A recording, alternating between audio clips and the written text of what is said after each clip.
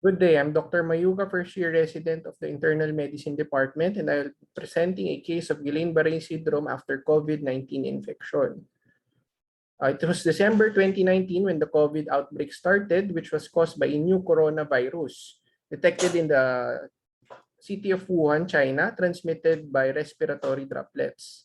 Its symptomatology included respiratory and non-specific symptoms. The first case in our country was reported early March 2020, and as of September, there are 218 million cases and 4 million deaths worldwide, and more than 2 million cases and 34,000 deaths in the local setting. A study by Whitaker et al. Noted that there were neurologic manifestations of COVID-19, which included loss of taste and smell sensation, headache, confusion, stroke, seizure, and isolated cases of GBS. So our patient, SV, a 60-year-old male, Filipino, married, Roman Catholic, currently residing in Trece, Cavite, was admitted for the first time due to lower extremity weakness. Patient was apparently well until 2 weeks prior to admission when patient experienced fever and cough episode. Patient tested for COVID positive with RT-PCR and was advised a 14-day isolation. After 1 week of isolation and 1 week prior to admission, patient experienced bilateral lower extremity weakness and numbness starting from the legs progressing to the thighs. No other associated neurologic deficits. No history of trauma noted. Patient is a known diabetic and known hypertensive. Family history and personal social history was unremarkable. Patient was awake-oriented, stable vital signs, normal chest and lungs, cardiovascular and abdominal physical examination. Focusing on the neurologic examination, cranial nerves of the patient were intact, pupils equal and briskly reactive to light. Sensory and motor weakness was noted on both lower extremities, 50% sensory loss on both lower extremities, and 4/5 weakness on the both lower extremities. Dermatoma level of sensory loss noted. Level of T6 to T10 was 75% and below T10 was 50% for light touch. Hyporeflexia was also noted. Admitting impression on the patient was demyelinating disease, probably Guillain-Barré syndrome, secondary to COVID-19 infection. Initial workups requested were non-contributory.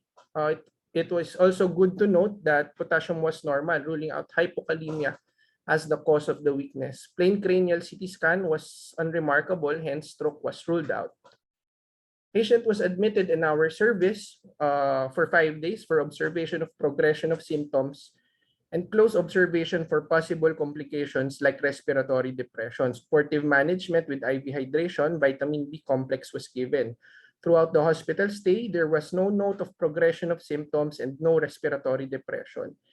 EMG-NCV studies on the 4th hospital day confirmed the diagnosis of GBS in our patient, showing bilateral polyneuropathy with signs of demyelination affecting both sensory and motor fibers. Findings which are compatible with GBS, our diagnosis. Patient was discharged on the 5th hospital day with the final diagnosis of Guillain-Barré syndrome, acute motor sensory axonal neuropathy, secondary to COVID-19 infection. So we proceed with the case discussion. GBS is an acute immune-mediated disease of the peripheral nerve and nerve roots that is usually elicited by various infections. The classical clinical manifestation of GBS is progressive ascending symmetrical flaccid limb paralysis along with areflexia or hyporeflexia, which all was present in our patient. Legs are usually more affected compared with the arms, and cranial nerve involvement may or may not be present.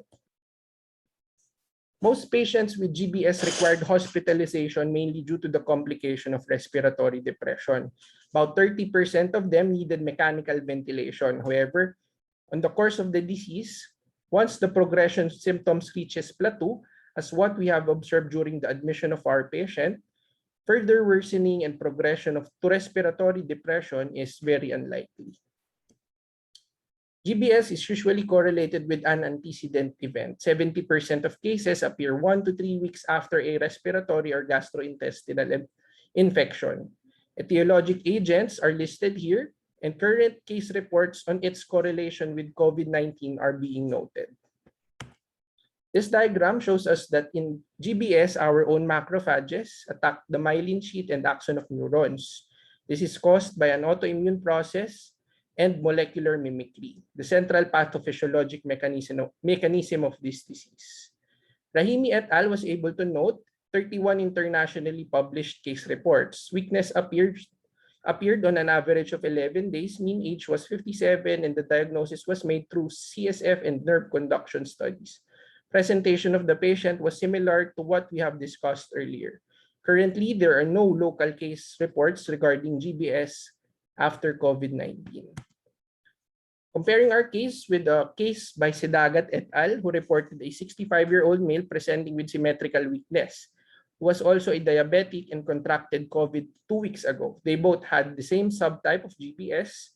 However, their patient was treated with IVIG and our patient was managed conservatively. So to conclude this case report, COVID-19 is a relatively new disease and knowledge on its manifestations are developing as time goes by. This ongoing pandemic of COVID-19 warrants more research and reports on its presentation and complications. Respiratory symptoms predominate, but the medical field should be aware of its neurologic manifestation and possible sequela like GBS. Knowledge and the possibility of GBS as a sequel of COVID-19 would help physicians recognize the dangers, particularly respiratory depression and debilitating paralysis, that they may encounter in patients after the infection. Lastly, more research and studies are needed to fully correlate GBS with COVID-19. A study spearheaded by PGH is now being conducted to review the neurologic manifestations of COVID-19. 37 hospitals are included, mostly in Metro Manila, and hopefully they will be able to include GBS as a manifestation or sequela of COVID-19. Here are my references, and this ends my presentation, and thank you very much for your attention.